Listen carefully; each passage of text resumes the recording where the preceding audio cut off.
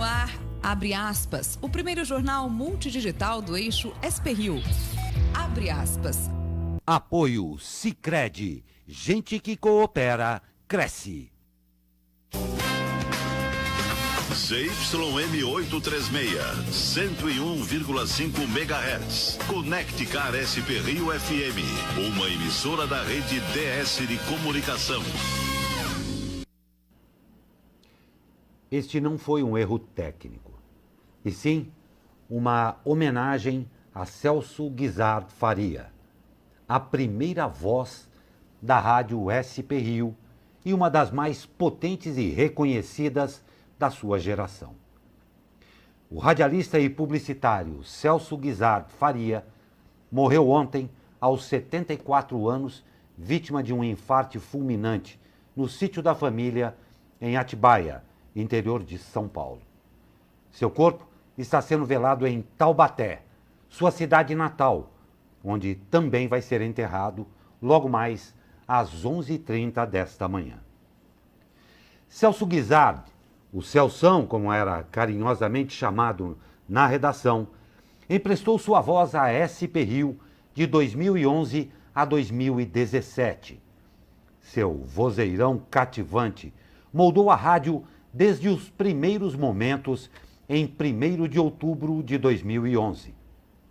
10 dias depois, se tornaria o âncora do primeiro jornal da emissora, os 120 Minutos, ao lado de uma equipe de peso formada por Caio Camargo, José Márcio Mendonça e Sandra Cabral.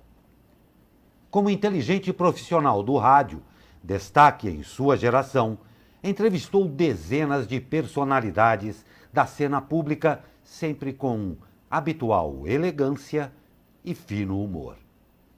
Seus pares são testemunhas de seu brilho profissional e de seu sempre alegre notícias ao se encontrar com um jornalista. E se o jornalista não as tinha de pronto, Celção as sacava, muitas vezes ligado diretamente aos comentaristas no seu celular. Celso foi uma das primeiras vozes da TV Bandeirantes, sendo um dos que estavam presentes no dia da inauguração da emissora paulistana em 13 de maio de 1967. Compôs a primeira equipe do Jornal Gente, ao lado de figuras carimbadas do jornalismo brasileiro, como José Paulo de Andrade, Salomão Esper, Joelmir Betting e Lorival Pacheco. A partir dos anos 80, passou a atuar no ramo publicitário e foi locutor de empresas como Arapuã, Loja 100 e Sabão em Pó Omo, criando e dirigindo sua própria agência de propaganda.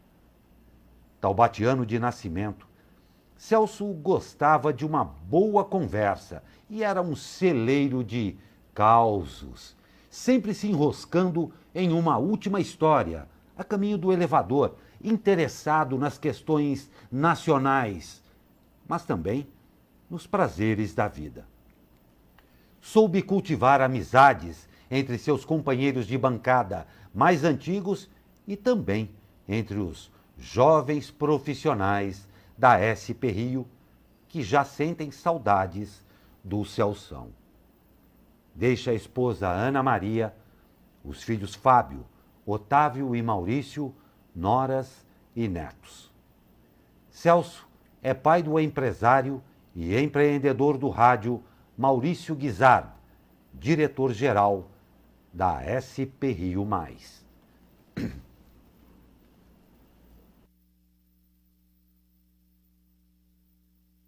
Comercial e voltamos com o Abre Aspas desta quinta-feira.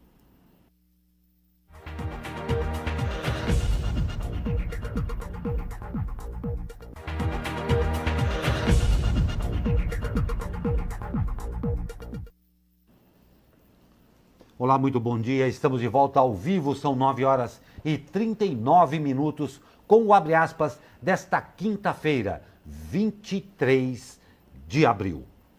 E nesta edição, Justiça barra flexibilização da quarentena em São José dos Campos.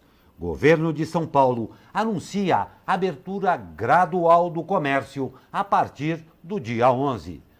Imagens de satélite confirmam a redução da poluição em São Paulo.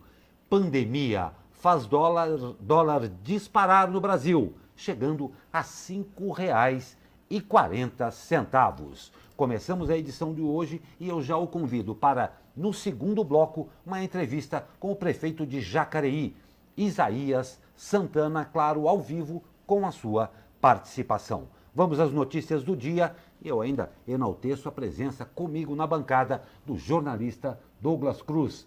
Um dia difícil, mas vamos em frente, não é, Douglas? Vamos em frente aqui, muito obrigado, Glauco. Bom dia para quem está acompanhando a gente aí de casa. Lembrando que a gente está ao vivo, então se você quiser deixar seu comentário, sua crítica, seu elogio, estamos aqui para isso, assim como já fez aqui Valdério Teixeira, Eulália Ferreira e José Santos, que mandaram aqui bom dia na nossa live. Muito bom dia para vocês. Muito bom dia a todos vocês, bom e tê-los conosco. Vamos às notícias.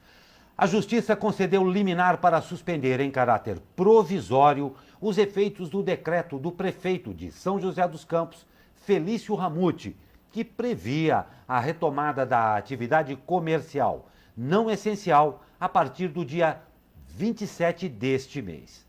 A decisão foi tomada pela juíza Laís Helena de Carvalho Escamila Jardim, da 2ª Vara da Fazenda Pública. A magistrada apontou que o decreto municipal não poderia afrouxar as regras de quarentena definidas pelo governo estadual e estabeleceu multa diária de R$ 10 mil caso o município descumpra a decisão. A prefeitura ainda terá que divulgar a decisão liminar em seu site e nas redes sociais. A juíza ressaltou que a flexibilização das medidas de isolamento social na cidade poderia colocar em risco os outros municípios da região. A Prefeitura de São José dos Campos irá recorrer da decisão. E você acompanha agora o comentário do prefeito Felício Ramute. Eu acho que a gente teve um pequeno problema técnico, a gente vai exibir o vídeo daqui a pouquinho, mas enquanto isso vamos comentando essa decisão aí da Justiça, Perfeito. né? É uma decisão que já era aguardada, porque o Ministério Público, assim como a Defensoria Pública, já haviam questionado a Prefeitura, já haviam dizendo aí que iriam questionar a Prefeitura. Inclusive, noticiamos aqui ontem Exatamente, também, né? Noticiamos isso. Na segunda-feira, a gente conversou com o prefeito, que disse que ia aguardar essa decisão da Justiça, e a decisão já veio. A Prefeitura disse em nota que irá recorrer, e vamos aguardar os próximos capítulos. Acho que a resposta do prefeito Felício Ramute em vídeo aí já está preparado, Glauco. Ok? Então acompanhe agora sim o comentário do prefeito Felício Ramute. A decisão judicial não considerou todos os dados, informações técnicas, nosso levantamento científico. Tampouco questionou os números que nós apresentamos. Mas sim, ela se baseou no impacto regional que poderia causar essa decisão e a falta de infraestrutura, então, para atender as demais cidades. Ora, ao longo desse processo de isolamento social, que, aliás, foi muito importante, sua implementação ao longo desses 30 dias, a cidade de São José se preparou para oferecer infraestrutura, EPIs, analisar os dados e poder tomar essa decisão com base científica e com o objetivo de preservar vidas. Mas o que se alega é que a estrutura regional, que depende, na verdade, do governo estadual, não está preparada, que ela não teria leitos suficientes. Dados até que eu pergunto como que a Justiça tem esses dados, já que eles nunca foram apresentados. Então é importante, já que a decisão principal foi baseada no impacto regional, a gente saber a situação, um boletim regional, né, que talvez a própria Justiça pudesse pedir ao governo do Estado. Mas, enfim, foi concedida a liminar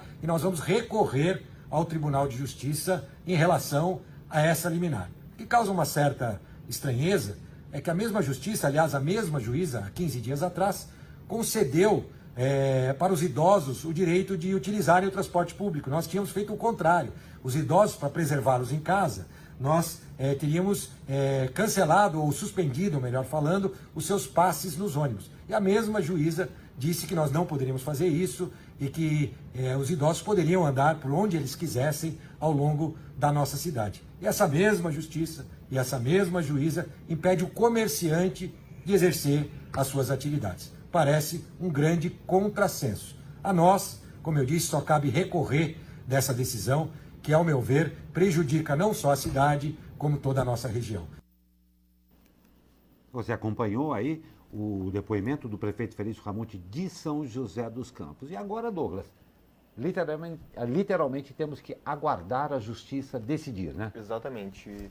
O governador João Dória, como a gente vai ver daqui a pouco, já disse que tem planos aí para flexibilizar essa quarentena a partir do dia 11, sendo que a quarentena em São Paulo vai até o dia 10, mas a justiça do nosso país é um tanto quanto incoerente mesmo, né, Glauco? A gente tem aí decisões do STF que não deixam explícito quem que manda, né? Se é a prefeitura, se é o Estado, sendo que o STF tirou esse poder aí do governo federal, e a Justiça Regional aqui também barrou essa medida de São José dos Campos. Então, como o prefeito disse no vídeo aí, para ele, né, foi uma medida um pouco estranha, um pouco incoerente, visto que a Justiça barrou outras decisões da prefeitura, como a proibição dos idosos nos ônibus. Mas, enfim, vamos aguardar, né, porque a prefeitura disse que já vai recorrer. Então, vamos aguardar os próximos capítulos dessa novela aqui chamado Quarentena, né, Glauco? Pois é, esperamos que entre mandos e desmandos não cause ainda mais frieza aí na população, que não sabe como analisar todos esses dados. Mandos e desmandos, ok, mas a população, tudo o que ela merece é não ter mais dúvidas a respeito do que vai ser feito. Vamos aí. E o governador de São Paulo, João Dória, anunciou ontem a reabertura gradual da economia no estado, a partir do dia 11 de maio. O plano de reabertura foi batizado de Plano São Paulo. A medida de flexibilização do isolamento será feita em etapas, com autorizações específicas para cada região do estado, de acordo com o avanço da doença. Cada município será classificado conforme a evolução da epidemia e terá 3 níveis de risco: zona vermelha, zona amarela e zona verde, de acordo aí com a gravidade. O governo não informou quais estabelecimentos poderão voltar a funcionar no dia 11 de maio em cada região do estado. Os detalhes serão divulgados somente no dia 8 de maio. Pois é, Glauco, temos algumas participações aqui, como a Márcia Regina, que dá bom dia aqui e comenta a sua opinião sobre a decisão da Justiça, né? Assim como Zoroastro da Silva e o Arlington Siqueira, que fala aqui da flexibilização em Guaratinguetá. Os bom dias, temos aqui bom dia da Li Costa. Assim, calma aí que tem mais bom dia que eu tô pegando. Que bom, que bom. Tem bom dia aqui da Eugênia Minicucci, que manda bom dia pro Glauco e pro Douglas, muito obrigado, bom dia para você. E assim como a Helenice Nunes. Continue participando aqui, mandando mensagem aqui pra gente do Abre Aspas. Muito obrigado. Lembrando que logo mais no segundo bloco desse jornal nós teremos entrevista com o prefeito Isaías Santana e Douglas. Eles podem participar ao vivo também, Exatamente. Né? Mande aí sua pergunta para o prefeito sobre esse assunto também da Ele flexibilização aí, né? da quarentena em Jacareí, se vai ter, se não vai ter, o que ele acha dessa decisão do governador João Dória, enfim. Mandem sua pergunta aqui e a gente terá prazer em ler ao vivo para vocês. É isso aí. E no mais recente balanço dos casos de coronavírus no Brasil, o Ministério da Saúde divulgou que o número de mortes chegou a 2.906, com 45.757 casos confirmados. São 25.318 pessoas consideradas recuperadas, correspondendo a 55,3% dos casos diagnosticados. A taxa de letalidade por coronavírus atualmente é de 6,4%. Esses números aí são muito bons quando a gente fala de recuperação, né? Exatamente. Significa que mais da metade das pessoas que pegam o coronavírus já se recuperaram, que pegaram, no caso, né? É muito bom, a gente ainda lamenta essa taxa de letalidade, né? Que ainda é alta, 6%, Exato. Mas a gente espera e torce para que logo isso passe, né? Várias vacinas, possibilidades de cura sendo testadas no mundo. A gente espera que isso chegue logo para que essa pandemia nos deixe mais tranquilo, né, Glauco? Nem fale. O importante no momento é não relaxar os cuidados. Exatamente. Isso é muito importante. E o ministro da Saúde, Nelson Teich, anunciou o general Eduardo Pazuello como novo número 2 do Ministério. Ao anunciar o general como novo secretário executivo, Taixe afirmou que o militar é muito experiente em logística. Acrescentou que o general chega em um momento no qual a pasta corre contra o tempo em relação à pandemia e ao sistema de saúde. General do Exército, Pazuello assumirá o cargo no lugar de João Gabardo, que chefiou a Secretaria Executiva da pasta na gestão de Luiz Henrique Mandetta. E o laboratório DASA anunciou a doação de até 3 milhões de exames para o diagnóstico de infecção pelo novo coronavírus. A iniciativa é uma parceria com o Ministério da Saúde, na qual o laboratório entra com o local e a infraestrutura física e operacional e o Ministério com os equipamentos. Os testes do tipo RT-PCR serão processados por um período de até 6 meses em um laboratório montado no estado de São Paulo exclusivamente para essa ação. A previsão é que o local comece a operar em algumas semanas com capacidade de processar até 30 mil exames por dia. De acordo com Gustavo Campana, diretor médico da DASA, os resultados liberados em até 48 horas e o atendimento serão exclusivos para o SUS. Muito legal isso aí, né, Muito Glauco? boa notícia, A gente muito vai ver boa. no segundo bloco também mais notícias de teste. Segundo bloco não, daqui a pouco, sobre os testes aqui em São Paulo, né? E a recomendação principal da Organização Mundial da Saúde é testar. O diretor, né, até fala, testem, testem, testem. Então, é muito bom que os testes finalmente estão chegando em massa aí ao Brasil para que a gente possa testar a população, principalmente tirar os testes que não estão, as pessoas que não têm sintomas, né, que a gente sabe que tem muitos casos que são assintomáticos, mas que transmitem do mesmo jeito.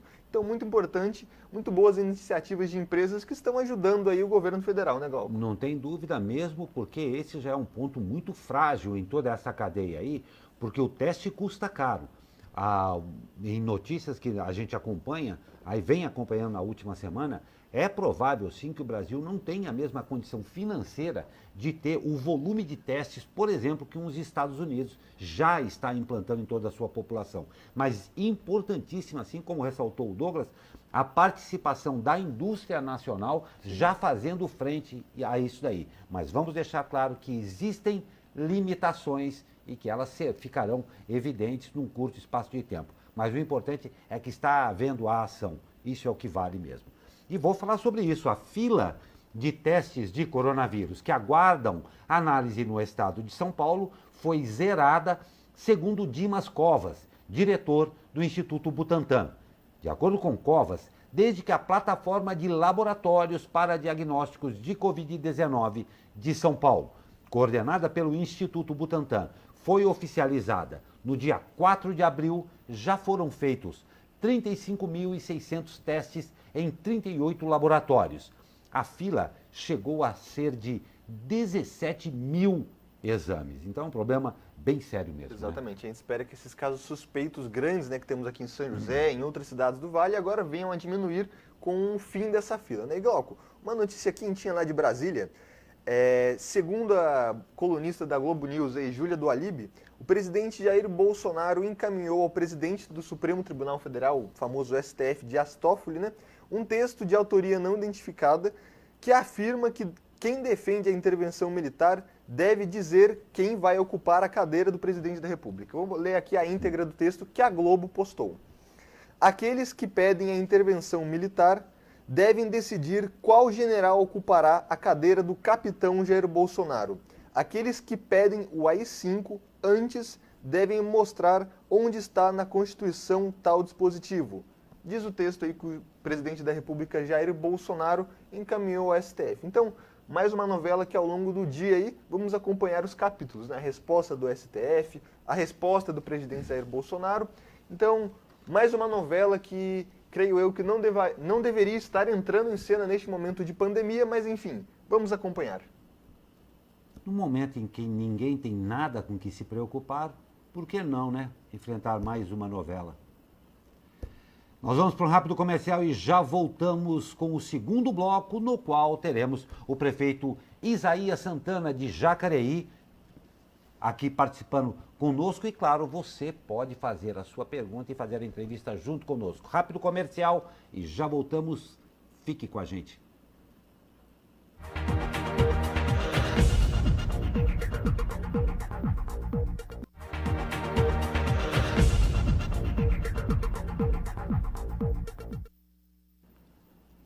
Nove horas e 57 minutos, estamos de volta ao vivo com Abre Aspas desta quinta-feira, já 23 de abril. E a Prefeitura de Jacareí confirmou ontem a segunda morte causada pelo novo coronavírus e mais 4 registros da doença na cidade. Segundo o município, a nova vítima foi uma senhora de 77 anos, que morreu na segunda-feira.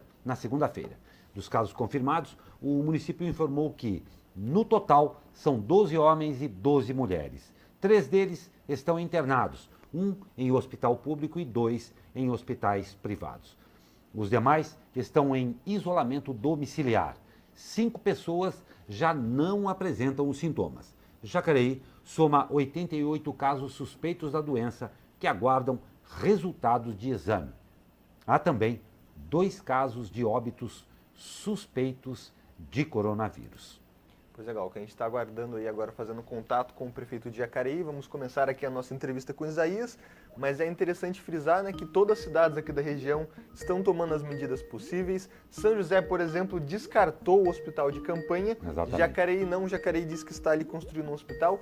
Esse é um dos temas que vamos abordar nessa entrevista agora com o prefeito de Jacareí, Isaías Santana. Prefeito, o senhor nos ouve? Estamos ao vivo. Te ouço bem, obrigado. Vamos lá, então. Vamos lá. Senhor Isaías Santana, um prazer tê-lo mais uma vez aqui no Abre Aspas. É sempre importante estarmos em contato aí com a população. E, claro, nesses momentos o que conta são as atualizações. Nós damos um bom dia ao senhor e gostaríamos aí, para a gente começar, uma atualização geral dentro do quadro aí de coronavírus por parte da Prefeitura de Jacareí. Muito bom dia. Bom dia. Nós temos cerca de 88 laudos aguardando a resposta e temos a expectativa de que com a chegada desses 88 laudos o quadro se altere, mas por enquanto 2 mortes confirmadas, 2 suspeitas à aguarda de retorno e cerca de 20 confirmados. Desses 20 nós temos 3 em cuidados hospitalares e os demais estão em domicílio, estão fazendo a quarentena nas suas próprias residências. Perfeito. Prefeito, existe uma preocupação muito grande em relação aos profissionais da saúde. Em Jacareí, eu vi em outra emissora esses dias, que Jacareí tinha uma grande parcela desses casos suspeitos sendo profissionais da saúde. O senhor pode dar uma atualização de quanto desses suspeitos são profissionais da saúde? No estado como um todo e no Brasil, esse é um fenômeno muito grave, porque no mês de março, já que os nossos dados estão aí atrasados há quase 2 semanas, no mês de março não havia ainda a consciência dos profissionais da saúde da necessidade de defesa, então houve uma certa negligência. Aqui também está dentro da perspectiva regional, cerca de 50%. Só que, como estão próximos, o contágio é logo detectado. E aí esses profissionais já ficam em quarentena domiciliar. Isso vai criar uma dificuldade maior, porque é um quadro que não é facilmente reposto. É mais um dado pelo qual reforça a necessidade da manutenção da quarentena e da manutenção de todos esses cuidados preliminares para a gente não ter uma situação na qual a dependência da estrutura hospitalar seja a razão do sucesso. E, prefeito, existem muitos questionamentos em relação à saúde da cidade, né? A gente está falando dos profissionais da saúde, então minha primeira pergunta é sobre os EPIs, os equipamentos de proteção individual. Jacareí está dando suporte a esses profissionais? Tem EPI para todo mundo? Em relação aos leitos, né, de UTI, enfermaria, como é que está a situação aí de Jacareí? O senhor nos informou na semana retrasada, quando conversamos aqui sobre o hospital de campanha. Como é que está o caso geral aí da saúde em Jacareí? Olha, como disse, só 3 pacientes de Covid estão sob cuidado hospitalar. E desses 3, 2 na rede particular e 1 na rede pública. É um número bastante pequeno. Nós já fizemos a reformulação e a UPA Telmo Cruz está com 30 leitos de semi-UTI, com equipamentos para um tratamento mais intenso. Ontem recebemos de uma empresa local 3 respiradores que irão melhorar o desempenho. O governo do estado já autorizou a ampliação das vagas de UTI da Santa Casa e com isso nós vamos dobrar a capacidade da Santa Casa, de tal forma que nós estamos nos preparando para, no pico da necessidade de atenção médica, que é na segunda quinzena de maio, temos essa estrutura básica. O hospital de campanha, na próxima semana, já terá 10 leitos disponíveis e, na sequência, até o final de maio, nós terminaremos os outros 20 leitos, chegando a um número razoável de leitos exclusivo e também sabemos que esse enfrentamento é regional. Quanto aos equipamentos de proteção, foi a primeira providência, a Prefeitura foi atrás em todos os fornecedores, a Prefeitura também contratou, junto com o Ministério da Saúde, no exterior, não há falta. Nós estamos oferecendo a todos os profissionais toda a proteção para que eles trabalhem com segurança. E, prefeito, outra medida também agora, não só em relação à saúde, mas também à economia. A gente sabe que com a paralisação do comércio, né, muitas famílias aí que estão mais desalentadas cabem a ter aí uma falta de alimentos. Quais são as ações sociais, as principais ações sociais que a Prefeitura está tomando também nesse momento de pandemia aí na cidade? Nós articulamos uma grande rede de cestas básicas. Já adquirimos para o mês de abril 2.000 cestas básicas. Estamos fazendo essa distribuição a partir do cadastro que é feito no CRAS. Nesse momento, nós estamos vivendo o ano eleitoral. As autoridades, os agentes políticos não devem aparecer em momento nenhum, mas em especial nesse momento. Então, todo o atendimento é institucional. O município procura o CRAS, que é o Centro de Referência de Assistência. O pessoal da Secretaria de Assistência faz a conferência, na medida do possível, faz a triagem e eles próprios, servidores efetivos do CRAS, fazem as entregas. Nós não temos participação nenhuma neste processo, eu, nem secretários, nem os nossos vereadores. Também articulamos junto com a comunidade, já conseguimos mais de 600 cestas, final de semana mais de 2 toneladas, um supermercado doou mais de 350. Essa articulação na sociedade civil, nós estamos distribuindo com as entidades que fazem assistência nos bairros com menor índice socioeconômico. Então, teve essa mobilização e que vai continuar para socorrer quem precisa de alimentos. Além disso, alguns segmentos específicos socorremos com ajuda financeira. Os ambulantes que perderam o ambiente de trabalho, nós socorremos com ajuda financeira para ajudar a subsistência, né, as suas necessidades básicas. Toda a população da faixa familiar socioeconômica abaixo de 3 salários, nós concedemos perdão ou não, dispensamos o pagamento das despesas de água e esgoto no mês de abril e no mês de maio. Também alguns profissionais da educação que não têm contrato permanente, nós permitimos a possibilidade deles fazerem adiantamento. Hoje está sendo estudado na Câmara um projeto de lei para a gente entregar para as famílias de alunos da rede municipal R$100 por criança de creche e R$60 por criança de EMEI, IMEF e o EJA, que é alfabetização de adulto. E estamos estudando e provavelmente a semana que vem vamos encaminhar para a Câmara 2 projetos de lei para reduzir as burocracias na direção da Lei de Liberdade Econômica, para conceder prazos maiores às licenças prévias, para permitir que determinados estabelecimentos, determinadas atividades retomem com alvará provisório, um conjunto de medidas que nós estamos estudando dentro do nosso departamento para encaminhar projeto de lei para a Câmara já a semana que vem, pensando na retomada com força e com agilidade. Senhor Isaías, pegando carona, exatamente o que o senhor acabou de dizer aí, São José dos Campos chegou a decretar a reabertura parcial aí do comércio, mas foi barrado. Jacareí, como o senhor já está pensando aí no futuro também, pensa na reabertura já? Olha, a reabertura precisa ser planejada já porque o governador sinalizou, não sabemos ainda objetivamente quais serão as diretrizes, mas pelo menos 2 apontamentos foram feitos, e nós estamos, não só eu, como prefeito de Jacareí, mas à frente da Codivap, a Associação dos Municípios do Vale, também 5 cidades do Alto Tietê, tentando, junto com o governo, construir coletivamente essa saída para a nossa região.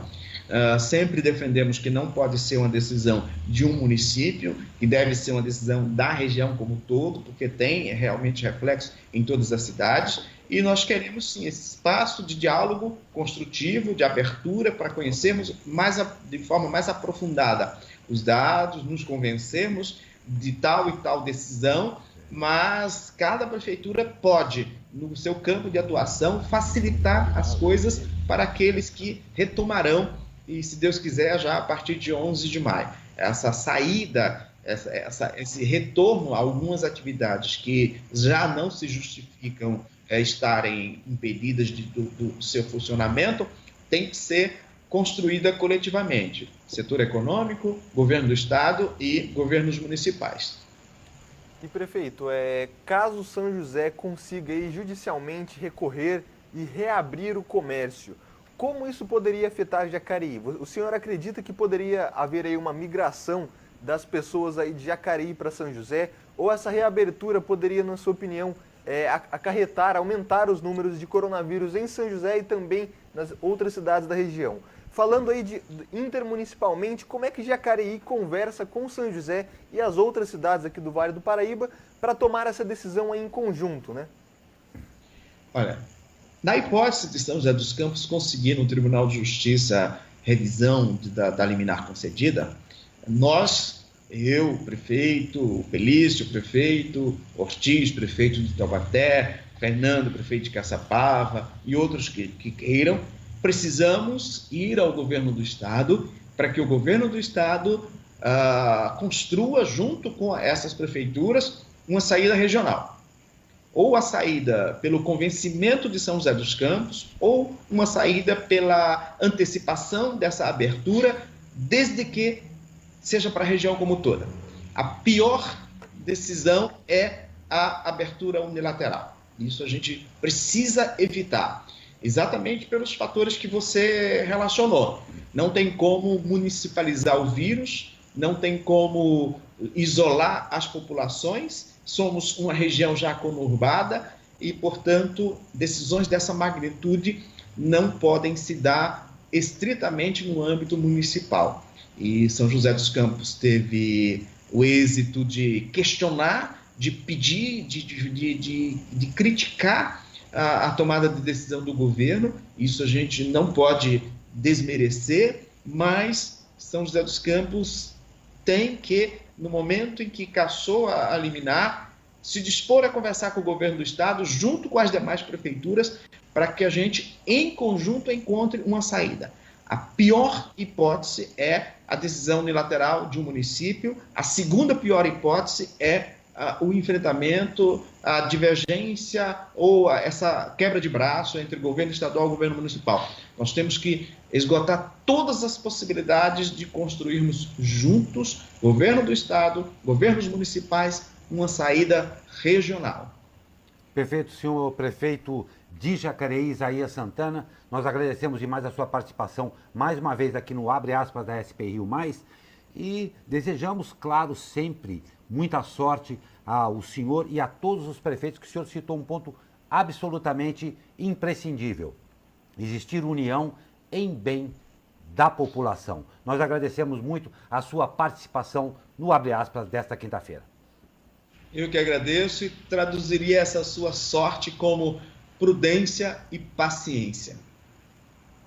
Esperamos todos. Muito obrigado, senhor prefeito. E a Prefeitura de São José dos Campos confirmou ontem mais 2 mortes causadas pelo coronavírus na cidade. No total, o município soma 6 óbitos. A vítima é uma mulher de 85 anos. Mais cedo já havia sido confirmada a morte de um homem de 67 anos também pela doença. Além das vítimas fatais, mais 5 casos foram confirmados na cidade, passando para 149 casos confirmados. O número representa uma alta de 3,47% em relação ao último boletim divulgado na segunda-feira, onde 144 pessoas testaram positivo. A Prefeitura informou que, até hoje, 72 pacientes se recuperaram da doença na cidade e 11 mortes foram descartadas como Covid-19. Pois é, Glauco, a gente esteve agora falando com o prefeito de Jacareí. Ele deu as informações, os dados sobre o Jacareí, muito interessante. Para quem não acompanhou agora ou quer anotar os números, depois pode procurar aí no site da SP Rio Mais, tem lá uma aba de entrevistas, que a entrevista vai estar separada para você assistir na íntegra, né? Exatamente. E agora a gente está falando dos números aqui da região, preocupante, né? 2 mortes em Jacareí, 6 em São José. A gente tenta sempre ressaltar que o isolamento social, quando é possível, né, é sim necessário. Então, se você pode, fique em casa. Se mesmo que você esteja vendo o lado político dessa crise, a gente sempre ressalta que o respeito é essencial. Então, mantenha a distância, não se aglomere, lave bem, sempre as mãos. Se for tossir, cubra aí com seu braço.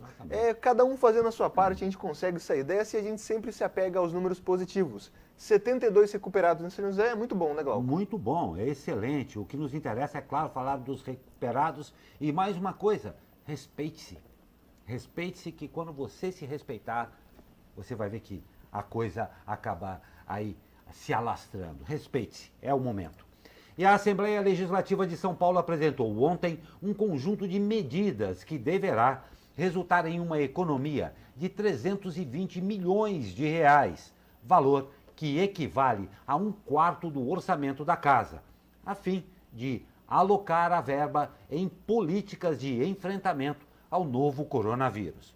Os detalhes constam de um projeto de resolução que será submetido à votação em regime de urgência em plenário virtual às 14h30 de hoje. Para que se poupe a quantia desejada, propõe-se que sejam reduzidos em 30% os subsídios dos 94 deputados da Alesp e a verba de gabinetes.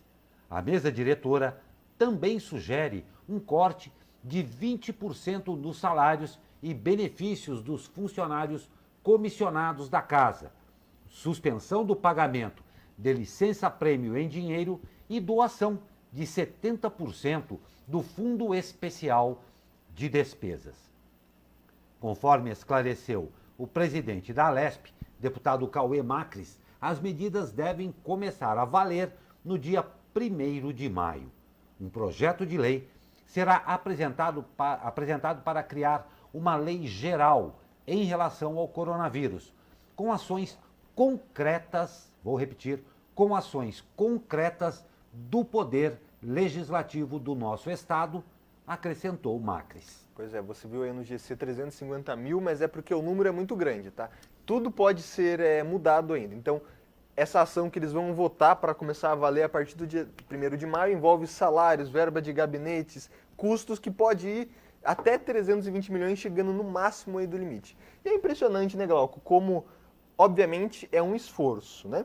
Mas, enfim, como é possível reduzir custos do legislativo, né? 320 milhões aí em um mês? Impressionante. Impressionante. Você deve ter notado também, Douglas, em suas conversas, além de todo o trâmite de serviço aqui na redação, que, a despeito do que a gente está vendo aí, ainda se revela tímida, muito tímida, a participação efetiva dos nossos diletos políticos, como gostam de ser chamados, suas excelências, em ações efetivas. E nós não estamos falando nem tanto em valor monetário, mas em valores morais, em valores cívicos que respaldem a presença deles como representantes dos cidadãos. Muito tímida ainda, muito tímido o que eles estão fazendo, você não acha, Douglas? Exatamente, a gente pode citar aqui os dois representantes da Alesp aqui no Vale, né? Deputada estadual Letícia Guiar do PSL, deputado estadual Sérgio Vitor aí do Novo, Sérgio Vitor que a gente já entrevistou, porque estava aí como um dos casos suspeitos do coronavírus, enfim. Você que votou nos deputados aqui da região ou nos deputados do estado inteiro aí, cobre, pergunte o que eles estão fazendo neste momento de pandemia do coronavírus.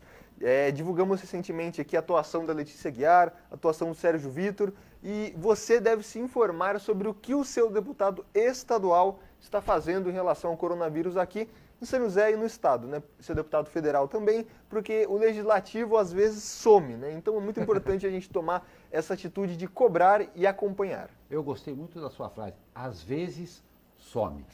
É o que a gente vê na maioria das vezes. Obviamente temos que ser justos, né? Não tem a menor Muitas dúvida. vezes eles estão lá votando ações que não são divulgadas, como apenas um voto favorável pode fazer muita diferença. Lógico. Mas cabe a nós, o site da Alesp tem lá todas as votações, se ele votou favorável, se ele faltou, se ele não faltou, se ele foi, como ele votou, enfim, se ele apresentou projetos. Então, às vezes, sendo justo também com os deputados, eles somem porque as notícias não são tão relevantes. Mas a você, eleitor, cabe sim verificar como está votando, se ele está, no mínimo, presente na Câmara, enfim, acompanhe, né? Acompanhe, não tem a menor dúvida. Como um todo, minha opinião, acho que foi pífia a representatividade e a atuação da grande maioria, também não estou generalizando, da grande maioria dos políticos que nos representam, principalmente na hora de pôr a mão no bolso. Então, é compromisso nosso ficarmos extremamente atentos com isso, porque vai chegar a hora em que eles vão voltar para pedir o nosso voto. Vamos lá. E olha que bacana isso. Imagens de satélite mostram que a mancha de poluição na região metropolitana de São Paulo diminuiu na primeira semana de abril em relação ao mesmo período do ano passado. A imagem marca o dia 1º de abril como referência para a composição dos dados do satélite. A medida é feita a partir da detecção da densidade dos óxidos e dióxidos de nitrogênio. A redução da mancha também pode ser vista pelo mapa no Rio de Janeiro, onde a mancha vermelha, que marca aí uma máxima de densidade de poluição, chega aí a quase sumir neste abril. O método de tratamento da imagem é parte de um projeto experimental do pesquisador Gennady Donchits, do Instituto de Tecnologia de Massachusetts, nos Estados Unidos, e foi adaptado para a realidade brasileira pelo Sistema de Estimativas de Emissões de Gases de Efeito Estufa do Observatório do Clima. Uma ótima notícia, né, Douglas? Uma ótima notícia. Tudo tem o seu lado positivo, né? Obviamente ninguém gostaria dessa pandemia, mas ela traz um alerta de como o ser humano polui, né, Glauco? Nossa senhora, nem então, fale como. 50% do pessoal aqui em São Paulo em casa está reduzindo a poluição.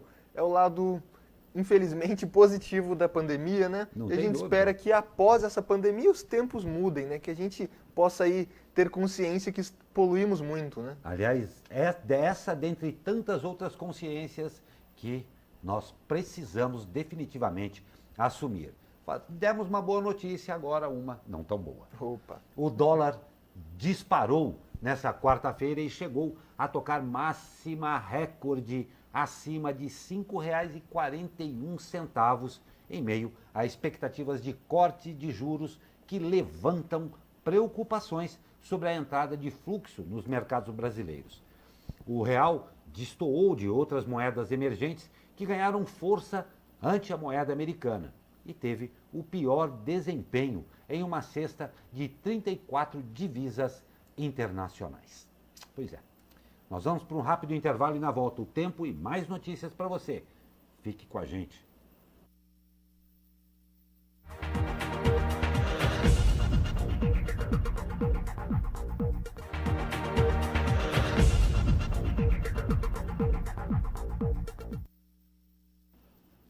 Dez horas e 23 minutos, estamos de volta com abre aspas desta quinta-feira e vamos saber como é que fica o tempo com ele que sabe tudo disso aí.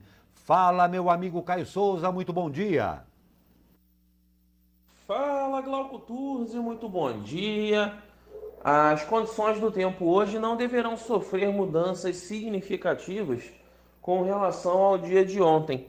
Uma massa de ar seco continua por aqui e dificulta a formação de nuvens, principalmente no período da tarde. O dia ainda começa assim com alguma nebulosidade em algumas cidades, mas ao longo da manhã o sol vai começar a aparecer entre as nuvens e ao longo da tarde a tendência é de que tenhamos aí um céu parcialmente nublado a claro e com temperaturas estáveis. Máxima prevista de 26 graus no litoral e no Vale do Paraíba, 25 em São Paulo e 23 na Serra da Mantiqueira. A umidade relativa do ar no período da tarde deverá ficar perto aí dos 40%. Por isso é importante, novamente, lembrar de beber bastante água. Essa massa de ar seco deverá continuar por aqui ao longo dos próximos dias. Por isso, até o próximo domingo, a tendência é de que as condições do tempo sigam bem parecidas com essas que a gente vem vendo nos últimos dias.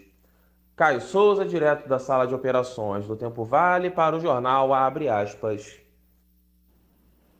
Pois é, Caio, é mesmo. Bem lembrado, mais uma vez, bebam muita água. Vamos todos beber muita água. Muito obrigado, Caio, e a todo mundo aí do Tempo Vale.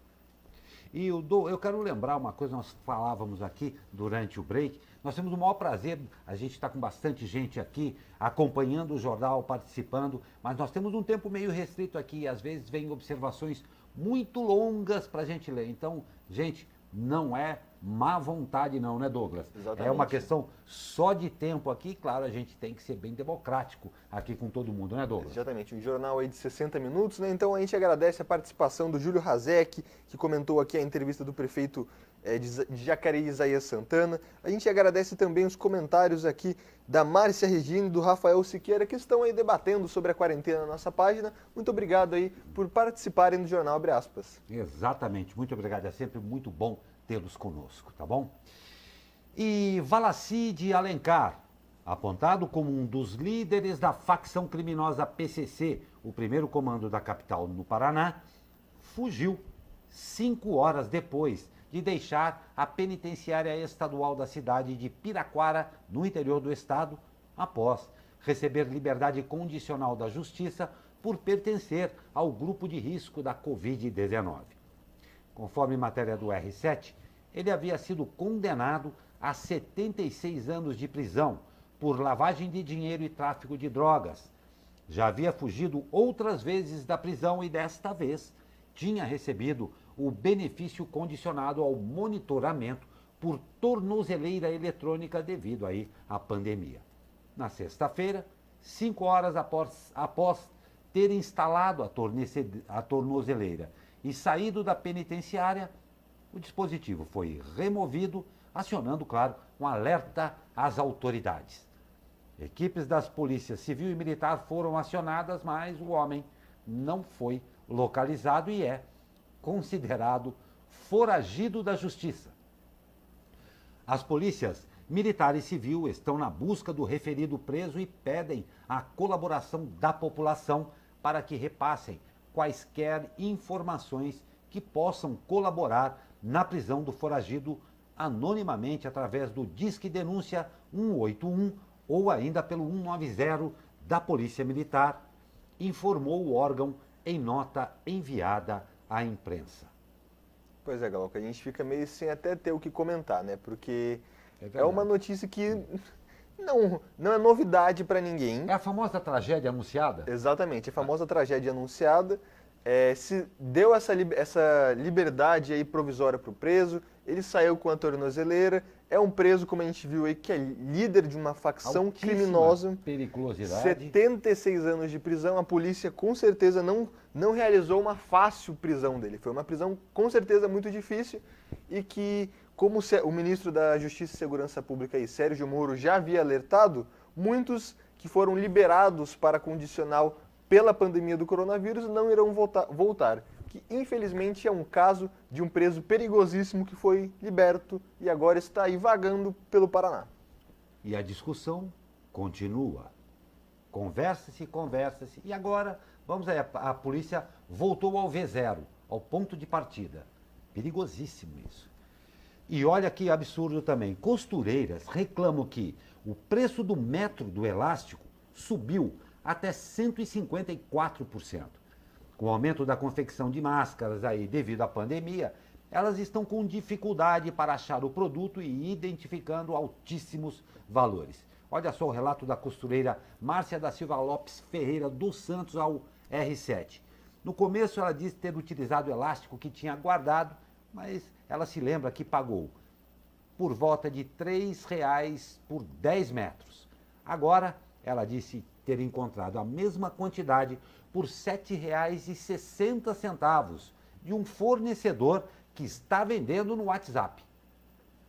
Disse que, considerando aí, ó, o custo do metro do elástico, a peça passou de 30 centavos para 76 centavos, ou seja, alta de 154%. Pois é, por e-mail, a Fundação Procon afirmou que não tem informações sobre a alta no preço do metro do elástico. Abre aspas. Não temos como fazer um recorte tão específico. Pois é, Glauco. Né? A gente sempre orienta a população, né, que procure o Procon. Neste caso aí da reportagem, o Procon não conseguiu dar uma resposta à altura no estado, mas regionalmente, né? O pessoal aqui de São José, exatamente, você que é costureira, procure sim o Procon. O Procon pode te ajudar. Se o Procon não puder ajudar, eu acho que infelizmente ninguém vai poder. Então procure o Procon aqui em São José tem telefone, é digital. Você que está trabalhando nesse momento com máscaras aí durante a pandemia, procure o Procon, peça-lhe uma orientação, não visando multar a pessoa que está subindo os preços, mas sim se orientar. Isso está certo? O consumidor tem direito sim, e esses direitos devem sim ser cobrados. Exatamente. Eu vou fazer uma outra observação aqui, que eu acho absolutamente pertinente também. Não é um costume nosso, de nós brasileiros, tá? Aqui aumentou de 30 centavos para 76 centavos. Há um tempo atrás, aumentou 30 centavos, aumentou 40 centavos. Não, percentualmente aumentou 154%. Você teve aumento de salário de 154% no mês passado? A inflação também não foi isso. Exatamente. Vou citar um outro exemplo aí de o que aconteceu há pouco tempo atrás comigo. Fui comprar uma lâmpada de freio para o meu carro. Sim. Há um mês atrás, paguei a lâmpada de freio R$10.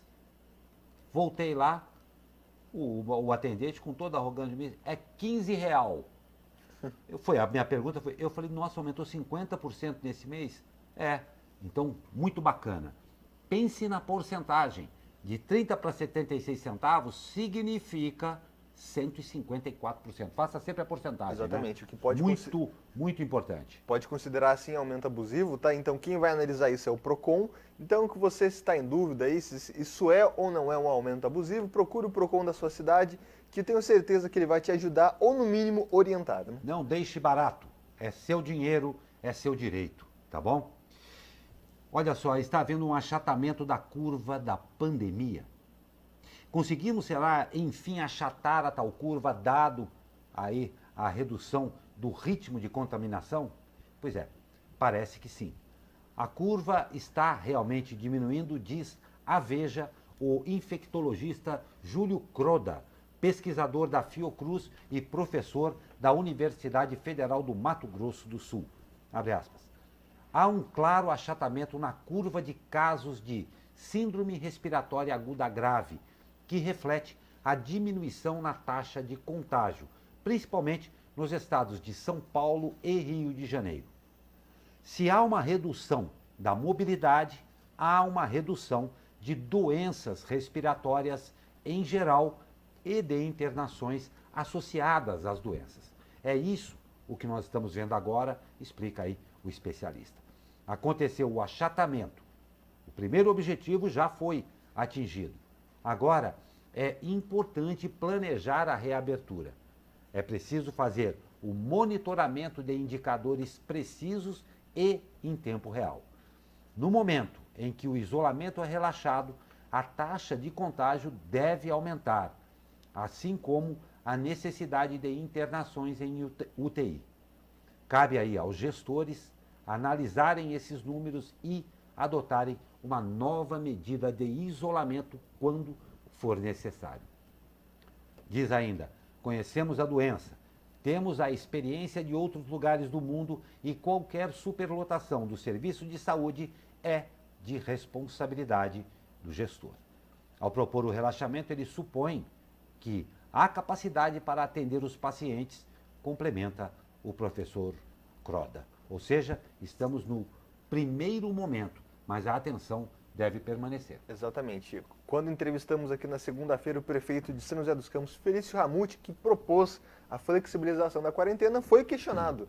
Se aumentasse o número de casos, o sistema de saúde não suportasse, de quem seria a responsabilidade? Ele ressaltou, se o sistema de saúde não comportar, eu e minha equipe seremos responsabilizados. Ou seja, como disse o texto, sistema de saúde, superlotação, leitos de UTI é de responsabilidade do gestor, do prefeito, do governador, do presidente, enfim, do gestor.